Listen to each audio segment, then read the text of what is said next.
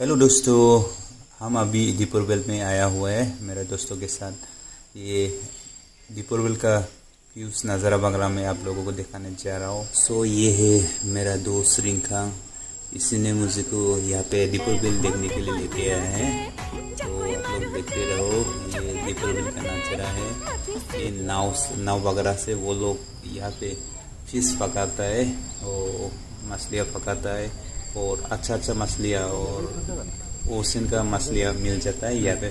वो लोग वही मछलियाँ को मार्केट में लेके हाई प्राइस में बेचता है। और ये वो 6 माइल से गुवाहाटी 6 माइल से 20 किलोमीटर का डिस्टेंस होगा और बेजेरा स्टेशन से लगभग 5 to 10 किलोमीटर होता है।